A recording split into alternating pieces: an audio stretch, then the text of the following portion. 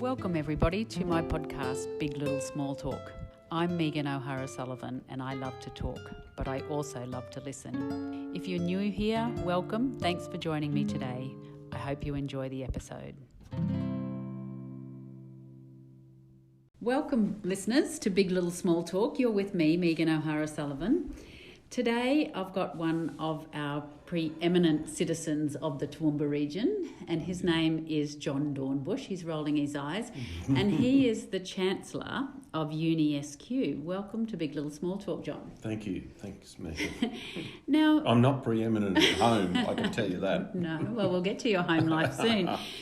Tell me about the uni here, John. Can we start with why you've had a brand change or a name change from University of Southern Queensland to UniSQ? Well, we did a lot of research. It wasn't undertaken lightly, Megan. We did a lot of research, particularly amongst our alumni and current students, etc.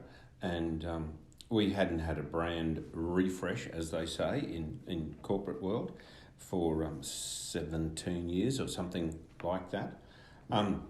So we decided to go with UniSQ after that research. It's interesting that the University of the Sunshine Coast went UniSC,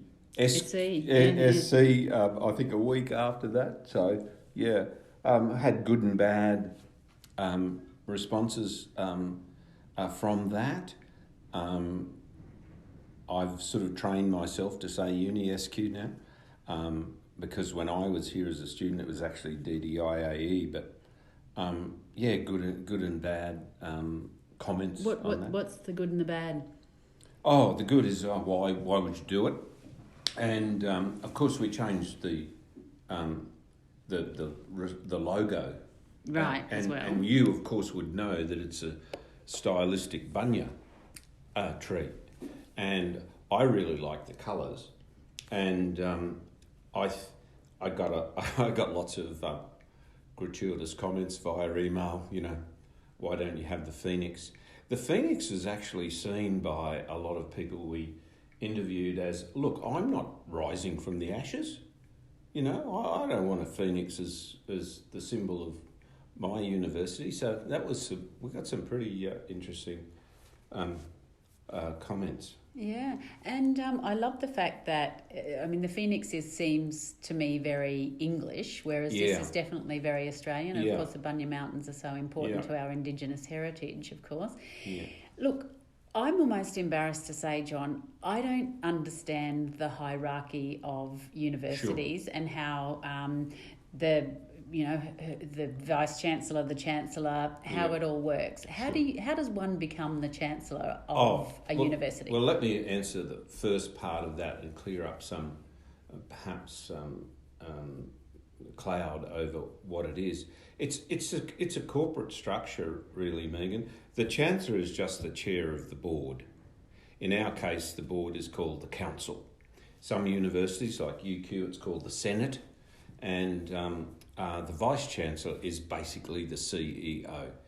In our case, it's a she, Professor Geraldine McKenzie. She is the CEO, in other words, the head of the management side of the business. So in all, corporates, etc., large businesses, you have a governance, which is my purview, and you have the management, which is Geraldine and her Vice-Chancellor's executive. It's just an old English term, Vice-Chancellor. So that's basically what it is. To answer your second question, how does one become the Chancellor? Well, it was an interesting journey, I guess, for me, in the respect of I'm the first Chancellor of UniSQ to be a past student, a graduate of the place. In fact, I've graduated from here 3 times. But I came here, you'll work this out how old I am now. I came here and I started here in 1972 when it was the Darling Downs Institute of Advanced Education. And the great thing that listeners and the community should be really proud of with this place is that we are of and for the community in the respect that it was a group of fairly feisty females who got the place kicked off. They went to see Bob Menzies, who was the Prime Minister at the time, and said, we want a university in Toowoomba to educate our kids so they don't go away predominantly to Brisbane at that stage. I think he said something like, "I'll come back when you got, I don't know, X dollars. Let's call it £15,000 or something." So I do know it was Dr. McGregor was put in charge of the fundraising for that, and they did a lot of fundraising out west. They did a barnstorming tour and in a light aircraft. And basically they raised the money, went back to Bob, and he was as good as his word. He said, rightio. So it started basically as an offshoot of UQ. In fact, the old TAFE building downtown, next to where the drill hall used to be, 25th Battalion, that was the first high school in Toowoomba, and the uni then they had classes in that building. So I came here in 1972, the end of West Street was in the boonies, and much smaller. I think the place had been going for four or 5 years by then, and in fact they had some demountable buildings in the quad there, and it's only over the last few months that those demountable buildings, they had been shifted out of the quad. It's only in the last few months that those buildings actually were demolished off campus. So we know how to squeeze the most out of our assets. And do you know the process, John, of going from being a little room in town? Did they get enough money then to buy this land out here, or? Oh, Bunty Griffiths was. He wasn't called the Chancellor. I don't know. In fact, I don't know what Bunty's title was, but he was chair of the council then, or the committee, and in fact, Bunty presented me with my first testamer. We had our graduation in Harristown State High School Hall. They were much smaller graduation ceremonies. Then, of course, we're doing like 23 graduation ceremonies a year now, and many times in various places of the world. So the place grew fairly quickly, and it's morphed into being what I think is, I'm going to say, the preeminent regional university in the country, and it's really one of the great foundation stones for Toowoomba and the surrounding area. Of course, we've got the campuses in Springfield and Ipswich as well, and the Wine College at Stanthorpe, and the observatory out at Mount Kent. Okay. So the place has really grown. Yeah. John, in a minute I want to ask you about growing up in Toowoomba, because you're Toowoomba born and bred. Yeah. You said that you've graduated from here 3 times. Yeah. What have you graduated in? Oh. What did you first come to do in 1972 as a long-haired hippie? Yeah, a long-haired hippie who rode a motorbike. And I think there's probably a reasonable reward for anybody that has photographs of me at around that time, So, I came here to do teaching because being the youngest of we had a pre- and post-World War II family. 3 kids born before the war, and my sister and I after the war. I'm the youngest of 5 that were living. Mum had another baby that didn't live very long. So, there was nobody none of my siblings went beyond high school, and I apparently showed some academic attributes. It wasn't fueled by a great desire to study and learn and exert myself too much, Megan. But anyway, I was offered 2 scholarships, in fact, at the end of grade 12. One was in hydrography, which was mapping rivers and river systems and water catchments and blah, blah. And the other one was in teaching. And of course, in those days, I certainly did what my mother told me to do. And my mother said, "Don't be ridiculous, son. You don't have the skin to work outside. I've got the Celtic skin. You haven't got the skin to work outside. You better do the teaching. So I did the teaching here for 3 years. So I graduated with a diploma in teaching primary, and my second grad was when I upgraded to bachelor's degree, and then at a later date I did a Masters of Business Admin through here. I love that it really just came down to how sun-safe you were going to be in your future job. I think your mother might have had a bit of foresight. Well, I often look back and think, how would life have... Sliding doors. Yeah, exactly. What would have happened? Well, you would have been burnt to a crisp, I suspect. Probably, yeah.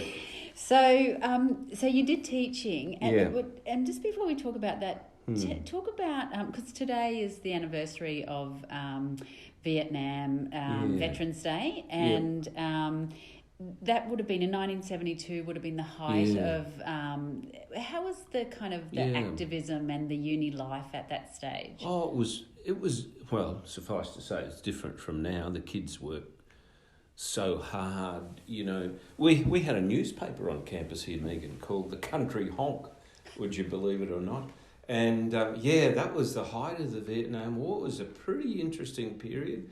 The whole world was undergoing social change. You know, my cousin had been conscripted, and you probably know, and listeners will know, that they drew ballots on your birthday on TV. And anyway, it finished before I was up, in the ballot. And it was a pretty feisty time.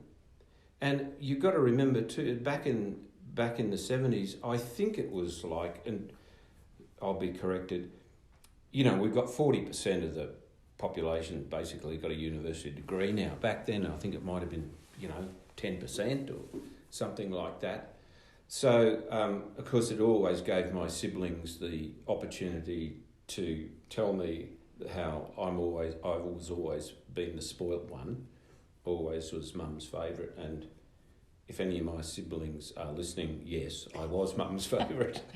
Well, I once heard that. She made me believe it. That's the skill of a good parent, to make every child feel like they're the favourite. Yes. Correct.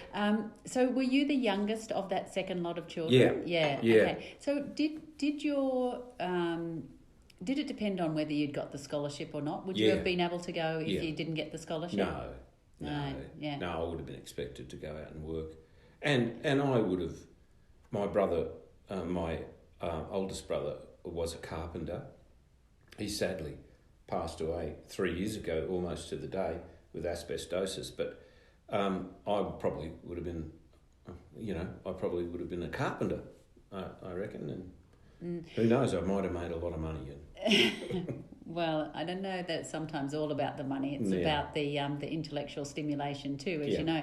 And listeners to this radio station, I believe, originally started at the DDIAE as well. Yeah. I remember coming up from Brisbane and seeing bands here as well. Oh. So the university life was a lot different, wasn't it? Well, we had, when I came here, the drinking age was 21, and a lot of the students weren't 21, so we ran.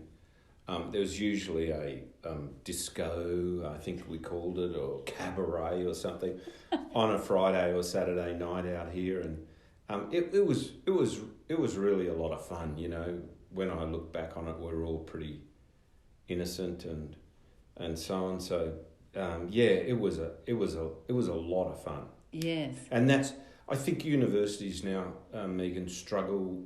I know all universities struggle with giving their students a campus experience, because, most of the kids now, with paying off their debts, their HECS debt, working one or two part-time jobs, they work really, really hard.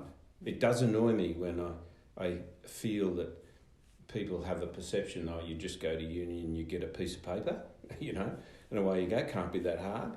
Well, when I do graduations, which I very much enjoy, there's some really fantastic stories of people who have, overcome adversity to get that piece of paper, and, striving to make a better future for them and their loved ones. John, when you studied that time, when you did your undergraduate degree, was the university you would have paid? Well, you got the scholarship. Yeah. So when I went to university, I did not pay for my university degree. And the year that I finished in 1987 was the year that the administrative fee came in, which was $200, and I was trying to get people to protest about that because I was saying it's the thin edge of the wedge, and well, I don't think I'm any sort of prophet, but people knew that that it was coming. Yeah. Do you think that because students are now paying for their degrees, do you think they're getting more demanding of what they expect from their lecturers? Yeah. Well, I don't think it's just that they're paying, Megan. I think it's because, we've virtually got full employment. That affects our numbers here because we're disproportionately more mature age students.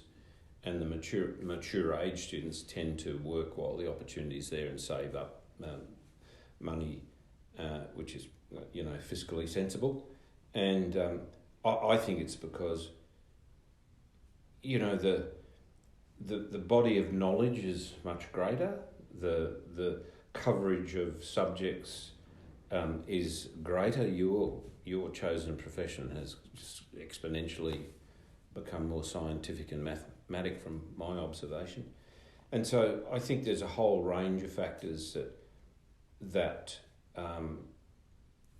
impact on the success rate of the students, and also the graduation rates, if you like, completion rates, and and their appetite to actually come. Because, you can, tradespeople are paid particularly well, and if they're organised, they can have a very successful business, and we desperately need them. And so university or tertiary education is not for everyone, and but it was for me, and I really enjoyed it because I've always been fairly curious about things, and it was a ton of fun. And of course, I met some of my long friends, and indeed met my wife out here. She was a student 2 years below me, and it was great. It's a formative time. It was great. I actually went to university with my now husband too. Not that we were going out then. But I often say to my nieces and nephews and kids, look around your graduating class. Yeah. You might get married to one of them, and they reel in horror because they say, not those geeks, no way. But stranger things have happened. I'll just remind the listeners that you're with me, Megan O'Hara-Sullivan, and we're talking to John Dornbusch, who's the Chancellor of UniSQ. John, tell me what you started to mention it before about what your work involves as the Chancellor. You do a lot of graduations. What other sorts of things is involved with being the Chancellor in case I decide to have a career change? Okay. I could counsel you against that. The Council of the University, being the governance arm of the organisation, is responsible for setting the strategy, the financial management of the place, the hiring and monitoring the performance of the CEO. In our case, it's a Vice Chancellor. And then there's the role of out there in the community. We caught up together at breakfast this morning and, doing the graduations, and the diary gets awfully full awfully quickly when you have alumni events and, get invited to this and that. And I try and do as much as I can with the realisation that there's two things I always stress. We are managing taxpayers' money, and I take that incredibly seriously. And the other thing is we are here for the students. We are here to and I believe we do, alter lives for the better, particularly when you see some of our many international students who can attend on campus personally or who study online. I recently did a graduation ceremony in Sri Lanka where we've had a 20-year relationship with the Institute of Chartered Accountants in Sri Lanka, and we do Masters of Business Admin and Masters of Professional Accounting over there, it's a big deal, and I hope listeners realise that having an Australian qualification, an Australian testama or degree, is really seen as currency, and that's why we have to protect the quality of what we do. If you've got a degree from, the UK, the US, Canada, Australia, I've probably insulted somebody now, leaving some out, but New Zealand, it's seen as a very robust process, and as I say to kids, look, you've got a check you can cash anywhere around the world, and they can't take it off you. So. John, just before we leave sort of the work that you do, I was listening to the radio the other day and I heard a statistic about that the federal government is wanting universities to show how they are meeting the Human Rights Commission. The Change Course report is about the sexual harassment and assault of students at universities. Yeah. Can you talk about that to me? Yeah, I did see that, and I would make the comment, every time we get a change of federal government, one of the first things they do is let's have a look at universities. When non-Labor is in, I think unis are seen to be, fat, pointy heads who are lefties, and, they're all lazy and they don't do much work. And there's more of the social issues when, Labor is in. So it's not surprising we had this Accord announcement. Frankly, I was very surprised that was one of the major foci of the Accord, and not wanting to say there's no problems, but I think a lot of that is college initiation stuff that goes on in colleges in a lot of the old sandstone unis. I'm going to be brave enough to say I think our kids are working so hard, But then again, you've got young people. You have predominantly young cohorts, and some things in life never change. So I read that... Well, we're very serious about it. Yeah. All the unis are very serious about it, because the safety of your students is absolutely paramount. I read the statistic that around half of all uni students reported being sexually harassed.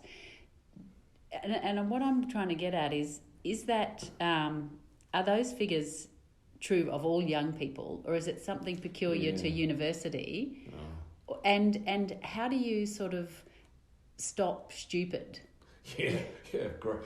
When you work that one out, you let me know. But I think the statistics are probably fairly reflective of workplaces, around the country, and there's been an enormous amount of work done, of course, on programs of respect and not gender, more gender inclusiveness. It's something, I guess, that we live with as a community. But we have a zero tolerance, as you should. We have a zero tolerance for that. Bullying, it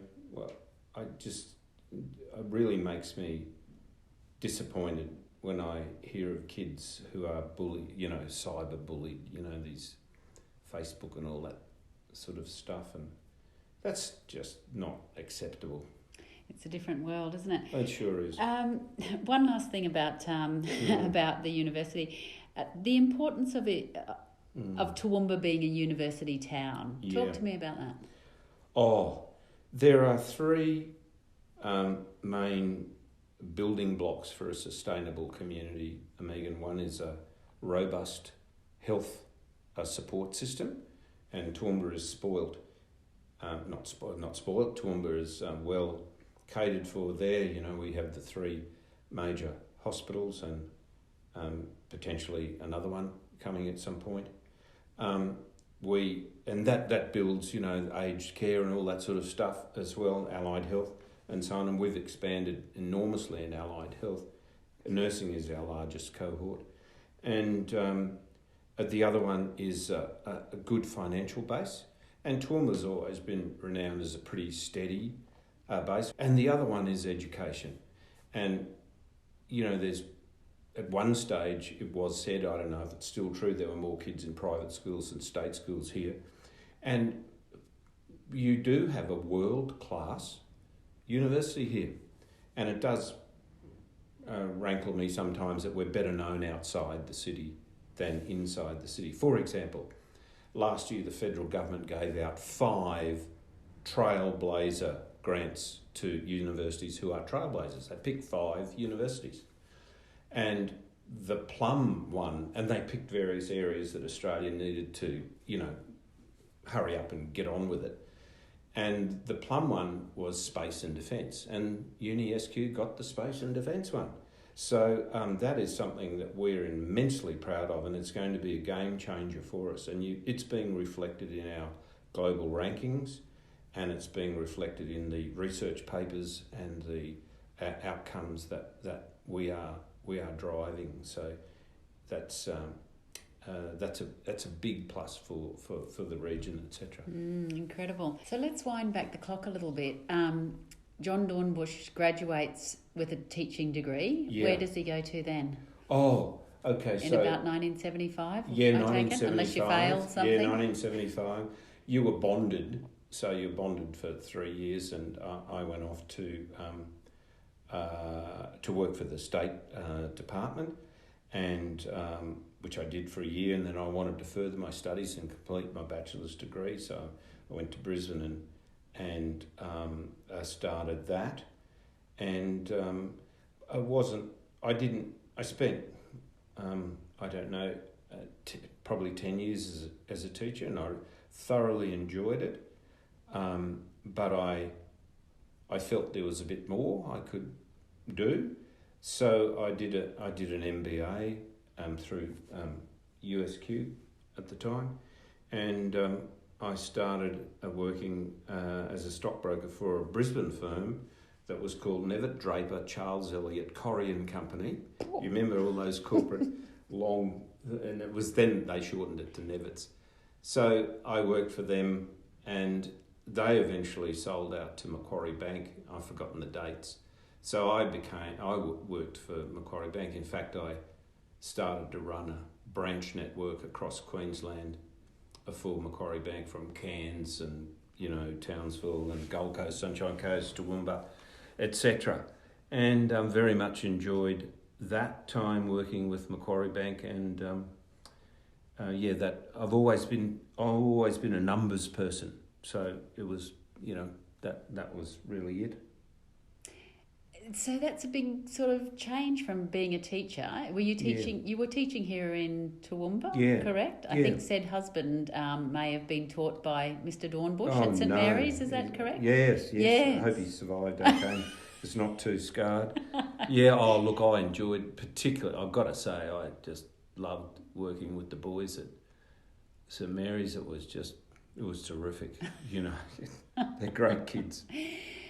So we're working for this financial company. You're living in Brisbane. Had you married your Margaret? Margaret, your wife, who you met at UniSQ? Yeah. She was a teacher. In fact, she's just retired after 40 years teaching. She was predominantly an art teacher, most of an infants and arts teacher, and she loved every minute of it. She's one of those lucky people that always wanted to be a teacher and became a teacher and loved every minute of it. So, yes,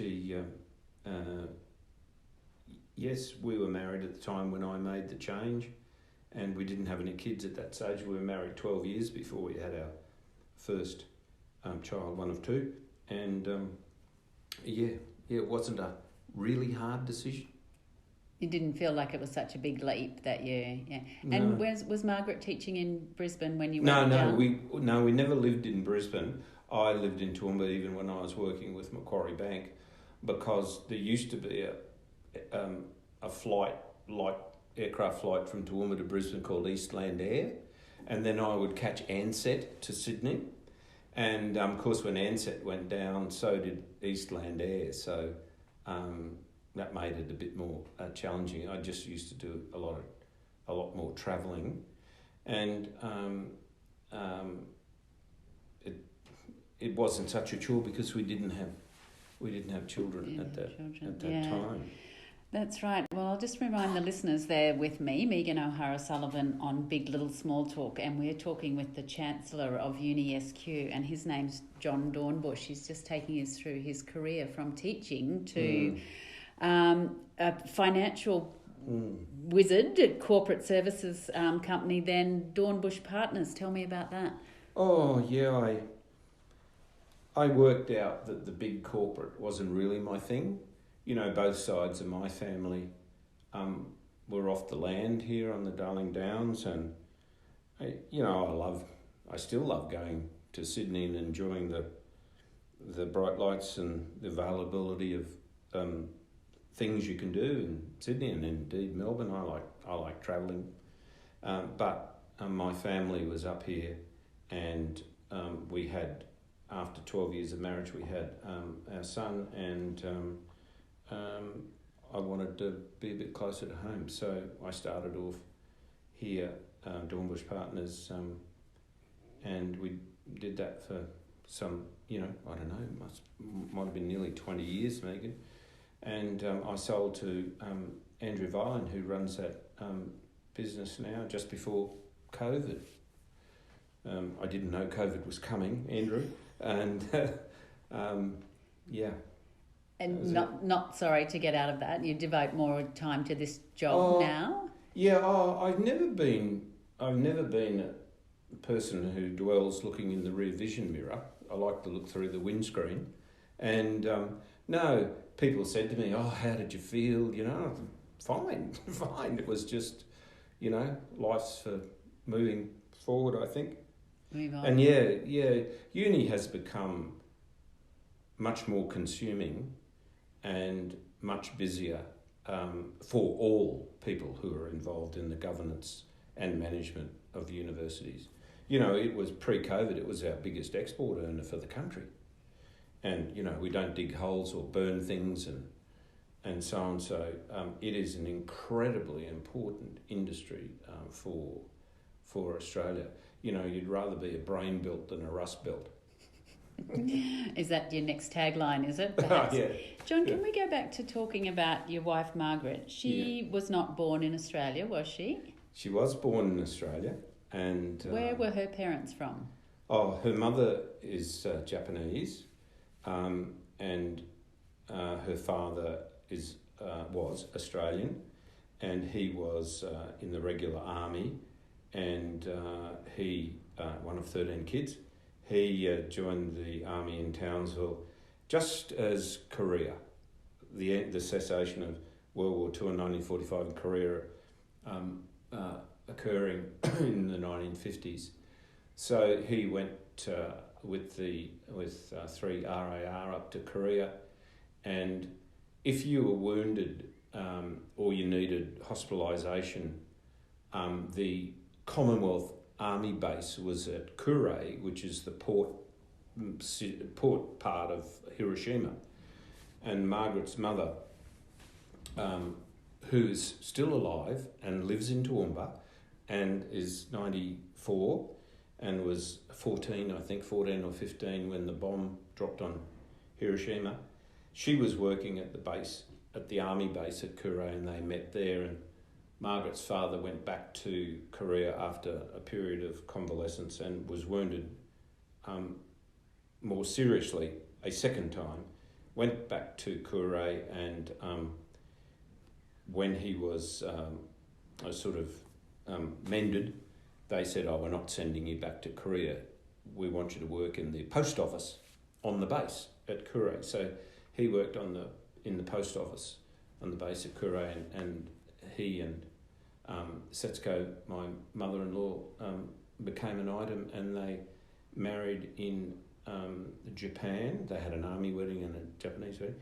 And when they decided they wanted to have kids, they thought it better, because we're not too far from the cessation of World War II, they'd be better to be born in Australia, so they came to Australia in 1956, and my wife was born in Australia in 1956. Sorry, Margaret, I've given it away. No, I don't think Margaret will mind too much. Yeah, so we love Japan. We've only recently been there, had a couple of weeks in Japan. My son went to high school there, and yeah. Yeah. Does Margaret identify with the Japanese culture very much? Does she speak the language? No, she doesn't, sadly, speak the language. My son does. Of course, as I said, he went to high school there and did Japanese at school, and did Japanese as part of his arts law degree. No, because Margaret's father didn't think it was a good idea for the kids to speak Japanese. And, you know, now that we're older, she and I, and we do recognise what a hard,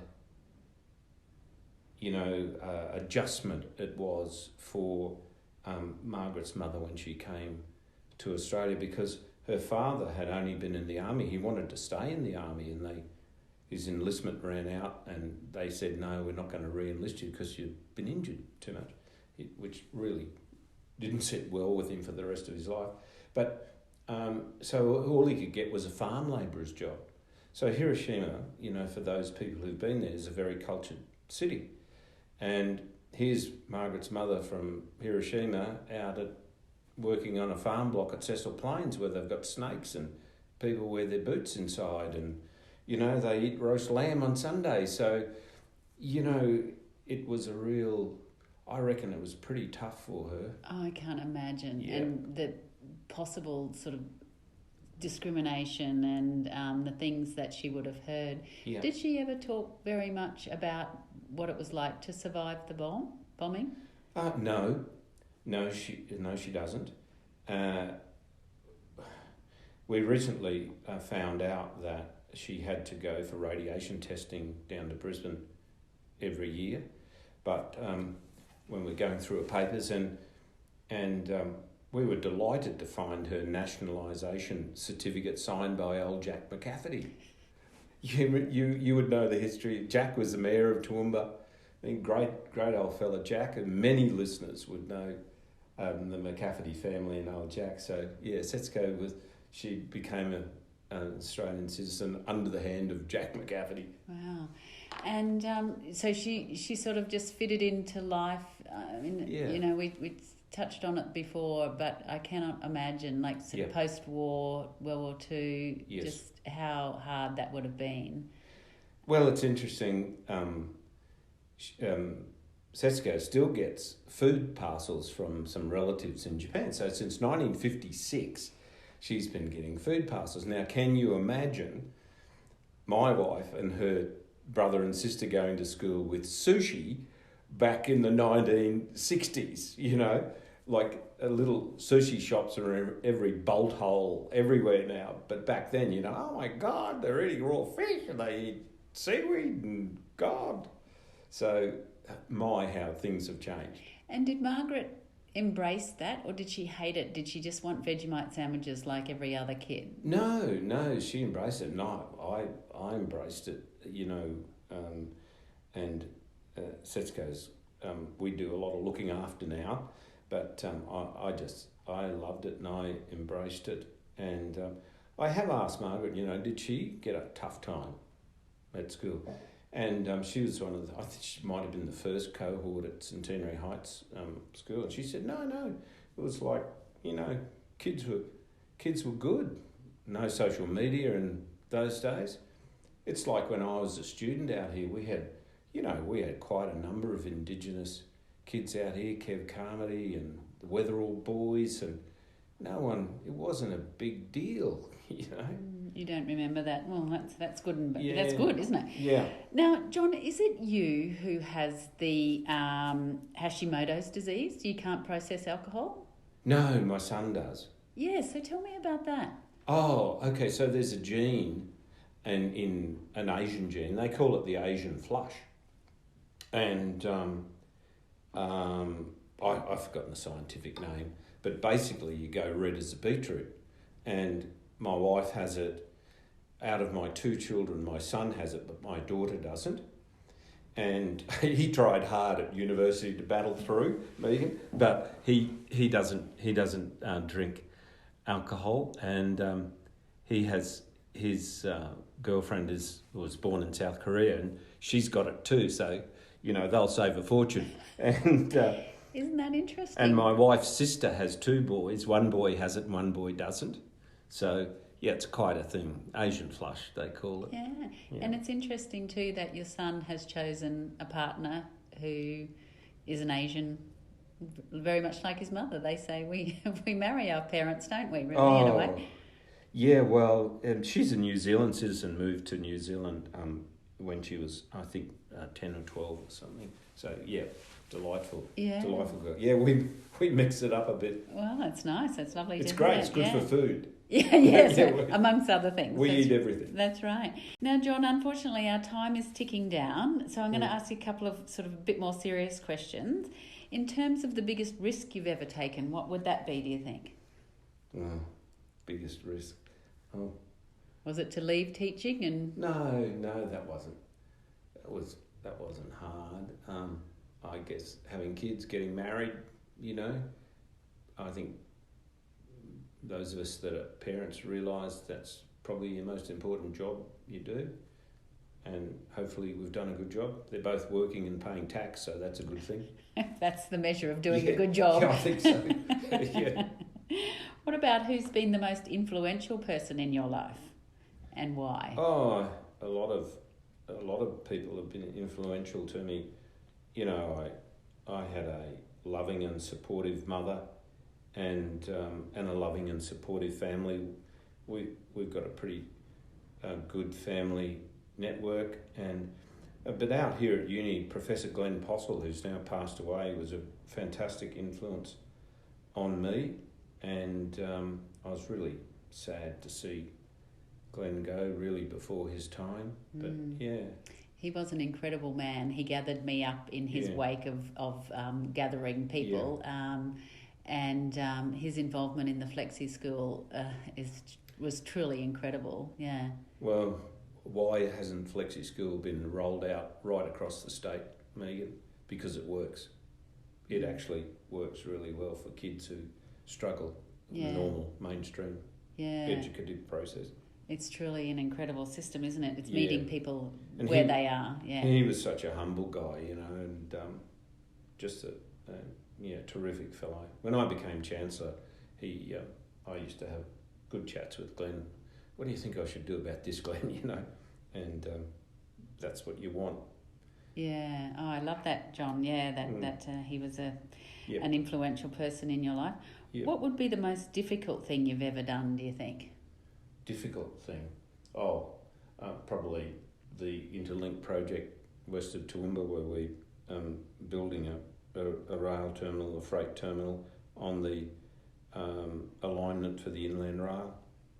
That's been difficult. Of course, it's self-evident when you deal with local, state, federal governments and, organisations like QR and ARTC and Inland Rail and DTMR and God knows who else. Yes. That's been difficult. Well, we might leave that one there. Let's draw a line under that one. Yeah.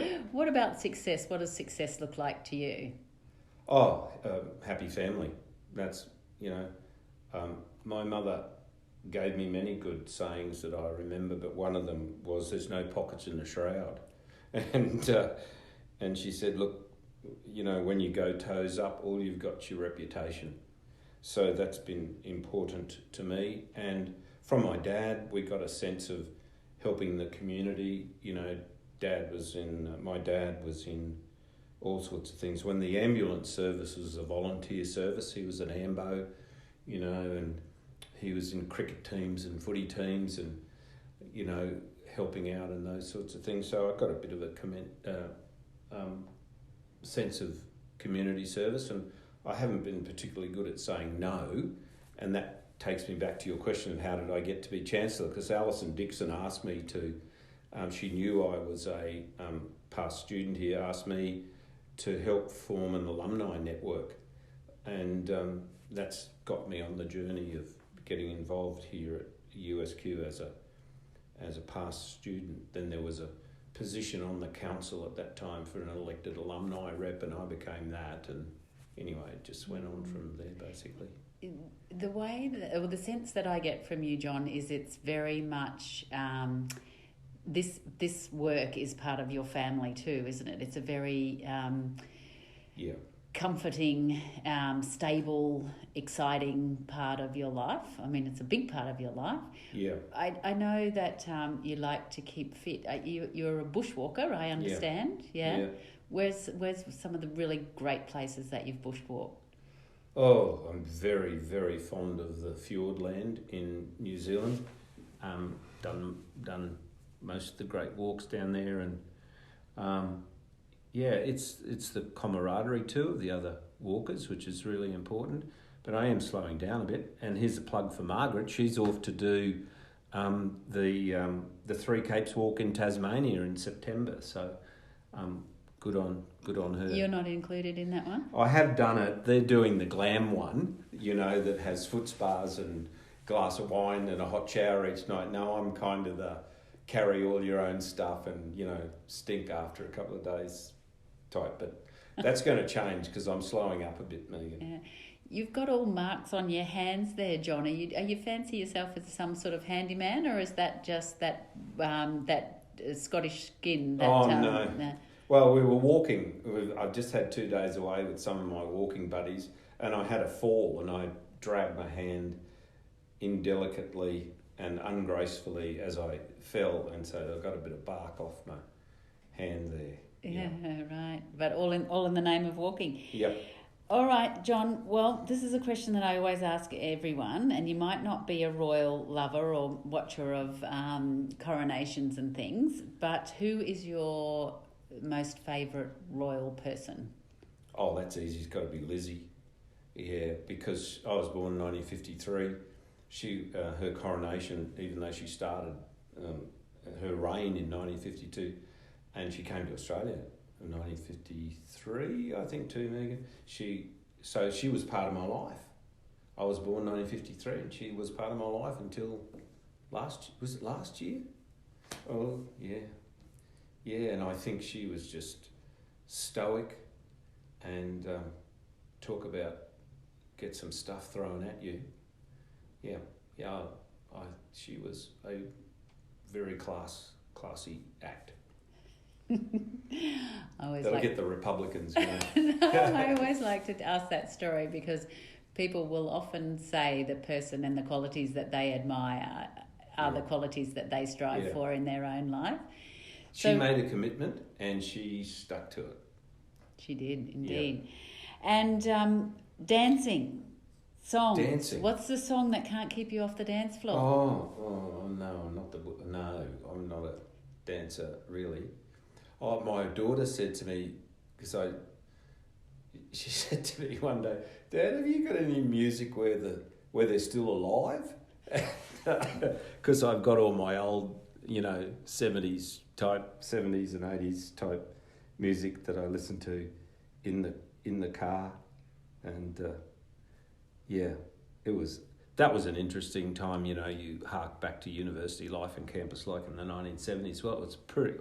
Talk about a revolution in music. That was it. It was terrific. It was really happening. One particular favourite that you can name? Who did you love? Oh, I loved a band called Procol Harum that did Whiter Shade of Pale. You would have heard it. And and then more later after that, Pink Floyd. I loved all that stuff. Well, the kids, unfortunately, I keep saying they're all that music is the music that they love too. Yeah. Well, I don't resonate with Doof Doof or what that other rap. That's right. It just so happens that we don't love their music back, but that's right. It doesn't matter. It's all it's all part of the largest tapestry. Yep. Well, I'm afraid, John, that our time has ticked down, but I have so much enjoyed hearing about your life and how you've got to be in this very, very important position, and that you fly the flag for UniSQ every time I see you, and anywhere that you are, and thank you for what you're doing, and thank you for being my guest on Big Little Small Talk today. Great to chat. Thanks, Meg. Thank you.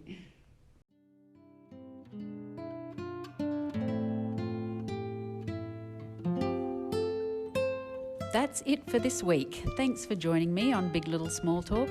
I hope you can make the time to join me next week. If you've enjoyed this episode, please subscribe on your favourite podcast app.